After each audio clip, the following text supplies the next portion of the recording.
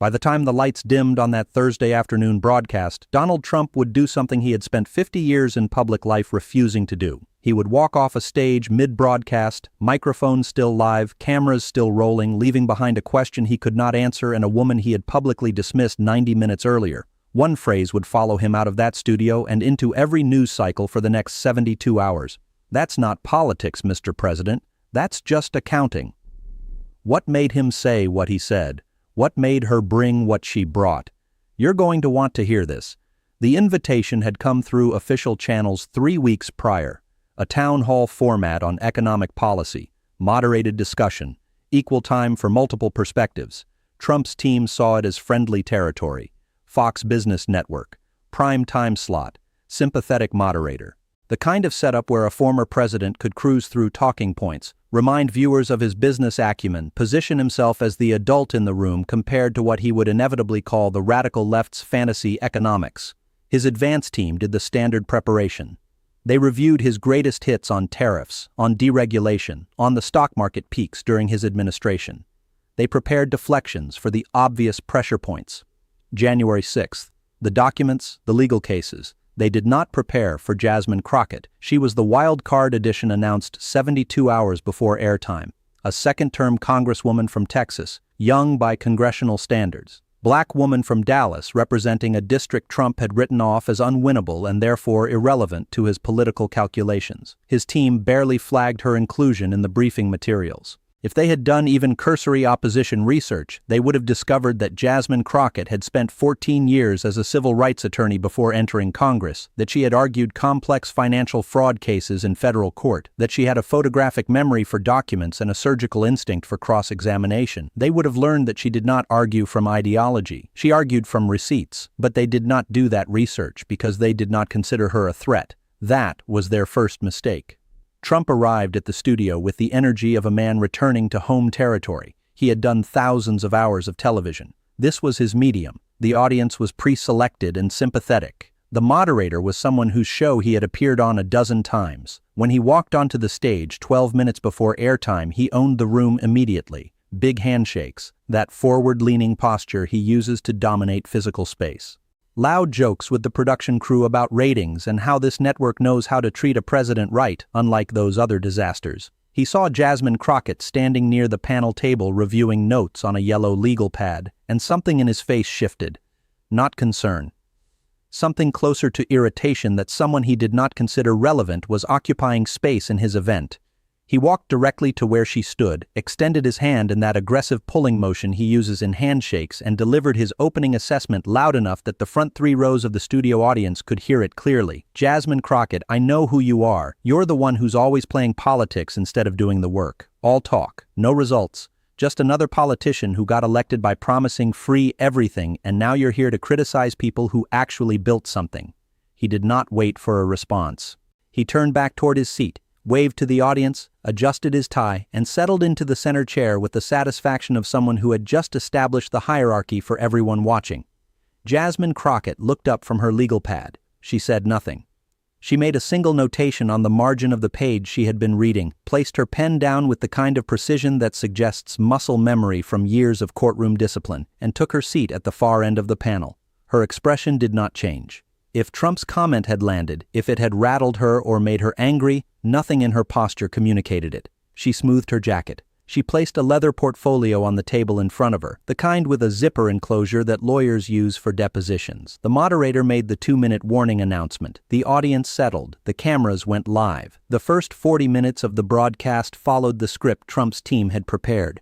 The moderator asked broad questions about inflation, about energy policy, about the state of American manufacturing. Trump delivered his standard lines: biggest tax cuts in history, best economy ever until the pandemic that China sent us, regulation strangling small business. He spoke with absolute certainty, the way he always speaks, as though every statement is self-evidently true and disagreement is evidence of either stupidity or corruption. The audience responded exactly as his team knew they would. Applause at the right moments, knowing laughter when he dismissed his critics. He was in complete control of the room. Jasmine Crockett had been given 2 opportunities to respond to moderator questions in that first 40 minutes. Both times she offered brief, measured answers focused on specific legislative proposals, child tax credit expansions, Medicare negotiation provisions, infrastructure spending breakdowns. She did not attack Trump directly. She did not take the bait when he made dismissive gestures while she spoke. She simply presented information and returned to her notes. Then the moderator shifted to a question about government spending and fiscal responsibility, and Trump took the opportunity to launch into one of his signature riffs.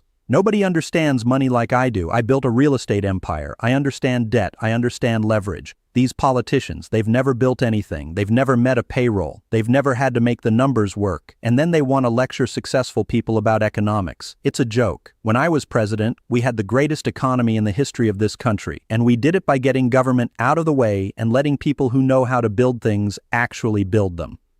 The audience applauded. Trump leaned back in his chair with his arms crossed, the physical posture of a man who has just delivered an argument he considers unanswerable. Jasmine Crockett raised her hand, not aggressively, just a simple raised hand that the moderator could not ignore.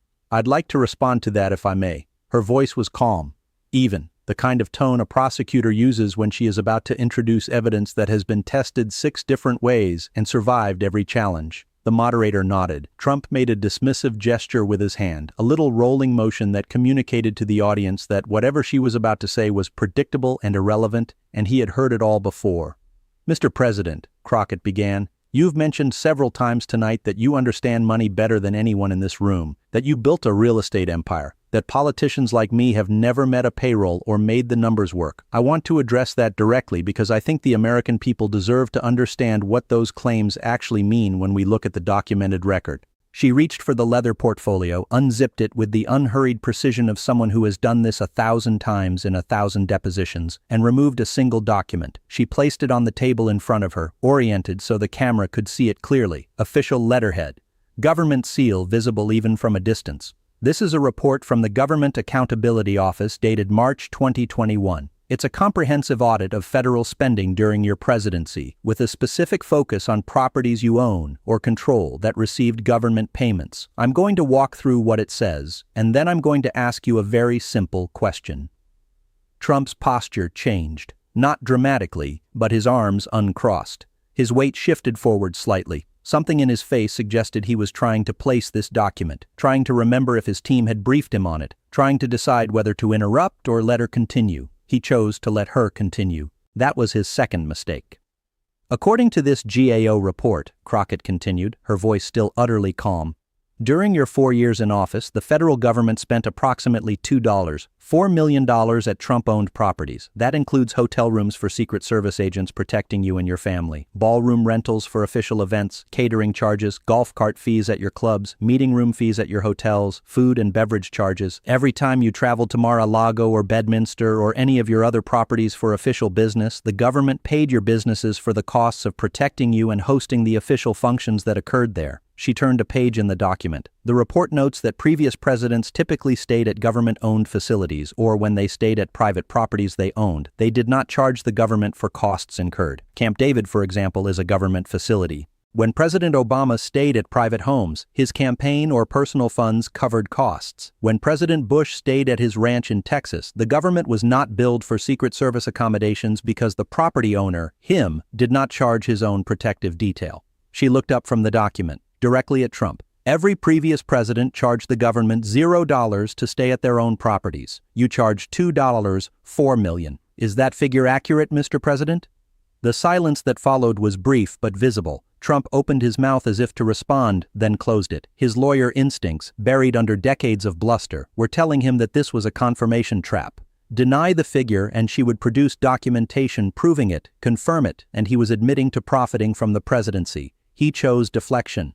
That's a perfect example of the fake news narrative. I lost billions being president. Billions. My businesses suffered tremendously because I was serving the country. The idea that I somehow profited from being president is absurd. I gave up my salary, I didn't take a paycheck. I was the only president who actually lost money in office. Jasmine Crockett nodded slightly, the way a prosecutor nods when a witness has just said exactly what she expected them to say. I appreciate you mentioning the salary, Mr. President, because that's relevant context. You donated your $400,000 annual salary to various government agencies. That's well documented, but I want to make sure we're looking at the complete picture. She removed a second document from her portfolio. Same methodical precision, same visible letterhead. This is a compilation report prepared by the House Oversight Committee using Secret Service expenditure records, GSA contracts, and Treasury payment data. It breaks down government payments to Trump Organization entities by category and by year. She turned the document so the camera could capture it. In 2017, your first year in office, government payments to your properties totaled $471,000. In 2018, $612,000. In 2019, $653,000. In 2020, $634,000. The four-year total, when you include smaller payments to properties in various cities, comes to $2,476,000. She looked up. So you donated $6 million in salary over 4 years and accepted $5 million in government payments to your businesses during that same period. The net result is that you profited approximately $900,000 from government payments to your own properties while serving as president. Is that math correct? The moderator attempted to interject, to move to the next question, but Trump cut him off. His voice had changed. The casual certainty from earlier was gone. That's totally legal. Presidents are allowed to own businesses. There's no law against it. I put my business in a trust. I followed every rule. This is just another attempt to smear successful people for being successful. Crockett did not match his energy. She did not raise her voice or speed up her delivery. If anything, she slowed down. I'm not questioning the legality, Mr. President. I'm questioning the claim you made earlier tonight that you understand money better than anyone and that politicians like me have never made the numbers work. Because when I look at these numbers, what I see is a businessman who charged the American taxpayer premium rates to protect him at his own luxury properties and then claimed he sacrificed financially to serve the country. She paused. Let that sit for 3 seconds. But we're not done yet. She reached into the portfolio again. This time she removed not a single document but a slim folder with a blue tab visible at the top. She opened it with the same deliberate care. This folder contains records from 6 different Trump Organization construction projects undertaken between 2017 and 2020. These are projects that were ongoing while you were in office. I want to focus on just one of them as an example. She removed a stapled document from the folder. Trump International Hotel, Washington, D.C. This property opened in 2016 in the old post office building, which is owned by the federal government and leased to your organization through the General Services Administration. The lease specifically states that no elected official of the federal government can be a party to or benefit from the lease. When you were elected president, legal experts and government ethics offices argued that you were in violation of that lease clause. Your lawyers argued that the trust arrangement you established meant you were not directly benefiting and therefore not in violation. Trump leaned forward. I was cleared. The GSA reviewed it and said there was no violation. This is old news. The GSA reviewed it, Crockett agreed, under a director you appointed. But let's look at what actually happened with that property while you were president. She consulted the document in front of her. According to financial disclosures you were required to file annually, the Trump International Hotel D.C. generated revenue of $4 million in 2017. In 2018, $40, $8 million. In 2019, $37, $2 million. In 2020, revenue dropped to $23 million, likely due to pandemic impacts. But in those first 3 years of your presidency, that single federally leased property generated $118 million in revenue for a business you owned. She turned a page. Tax records obtained through legal discovery and civil litigation show that a significant portion of that revenue came from foreign governments booking rooms and event space. Saudi lobbyists spent $270,000 there in a single month. Turkish government officials held a reception there. Kuwaiti officials celebrated their national day there. These are foreign governments paying money to a business owned by the sitting president of the United States. Trump's face had gone from its normal color to something darker. Every president has investments. The Clintons made millions on speeches. Obama made millions on book deals. Biden's son was on corporate boards. This is selective outrage. Crockett's voice remained absolutely level. President Clinton gave paid speeches after leaving office, not during. President Obama published books after leaving office, not during. Hunter Biden is not President Biden. But you, Mr. President, owned businesses that accepted payments from foreign governments while you were making foreign policy decisions that affected those same governments. She removed another document. Here's a memo from career State Department officials expressing concern that foreign officials were booking rooms at your properties to curry favor. Here's a whistleblower complaint from a GSA employee alleging that lease violation concerns were overruled for political reasons. Here's a list of 17 foreign governments that spent money at Trump properties during your presidency, cross-referenced with major foreign policy decisions you made that benefited those governments. She spread the documents across the table in front of her. Saudi Arabia spent $615,000 at your properties and got a $110 billion arms deal. Turkey spent $470,000 and got a policy reversal on Kurdish fighters. Kuwait spent $300,000 and got a favorable weapons package. This isn't about other politicians. This is about you claiming you sacrificed financially, while documentary evidence shows you profited from foreign governments seeking policy favors. The moderator attempted to regain control of the broadcast. "We need to move on to other topics," Trump spoke over him. "These are anonymous sources, disgruntled employees. You're cherry-picking numbers without context. I don't even run the business anymore. My sons run it. I have nothing to do with the day-to-day operations." Crockett reached into her portfolio again. "You mentioned your sons running the business. I want to address that directly." She removed a document with Trump Organization letterhead visible at the top. This is a memo from Don Trump Jr. to property managers dated November 2018. It discusses pricing strategies for government bookings and specifically mentions that rooms for official delegations should be priced at premium rates because, quote, "these are not price-sensitive clients and we should maximize revenue opportunities." Your son, running the business you claim to have separated yourself from, is strategizing about how to charge the federal government maximum rates. She looked directly at Trump. "Did you know your son was sending memos about maximizing revenue from government bookings?" 5 seconds, 8, 12. The studio audience had gone completely silent. No coughing, no shifting in seats. The only sound was the faint hum of the air conditioning system and the barely perceptible whir of cameras. Trump's hands were gripping the armrests of his chair. His jaw was working as though he was physically trying to produce words that would not come. Finally, "I don't read my son's business memos. I don't have time for that." "You don't have time," Crockett repeated softly, "to read memos about your own businesses charging the government premium rates while you're the sitting president claiming you've sacrificed everything. Understood." She pulled out another folder. This one had a red tab. "Let me ask you about something else then. During your presidency, you visited your golf properties 298 times according to public schedule records. Each visit required Secret Service protection, advanced team setup, secure communications, medical staff, motorcade support. The estimated cost to taxpayers for a single presidential golf trip to Mar-a-Lago is between $800,000 and $1. $2 million depending on variables like length of stay and number of staff required." She did the math aloud.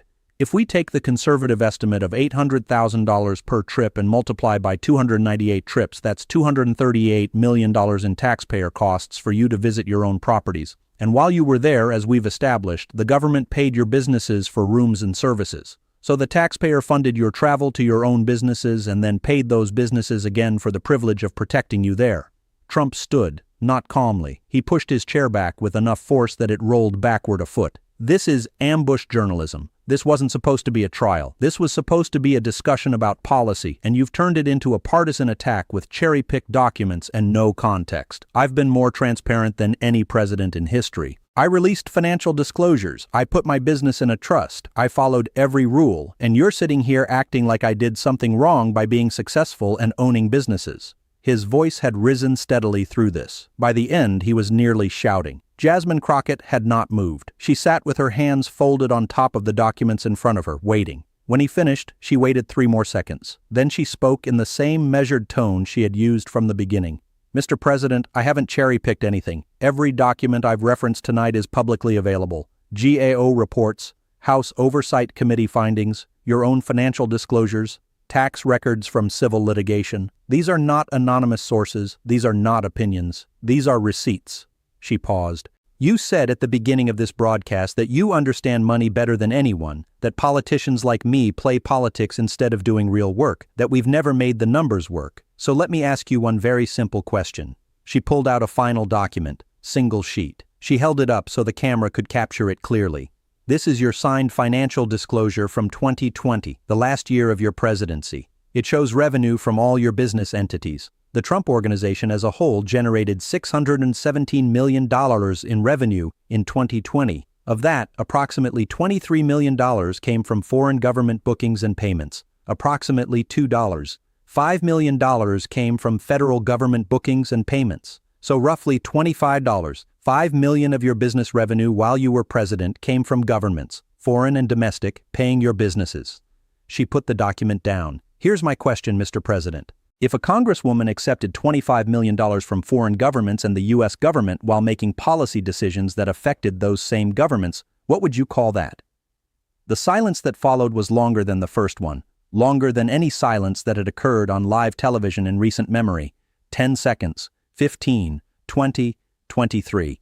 The production crew in the control room later said they thought the feed had frozen. Some viewers called their cable providers to report technical difficulties, but the cameras were rolling. The microphones were live. Donald Trump stood in the center of the stage, his face a color not quite purple but heading in that direction, his mouth opening and closing but producing no words. The moderator did not interrupt. The audience did not breathe.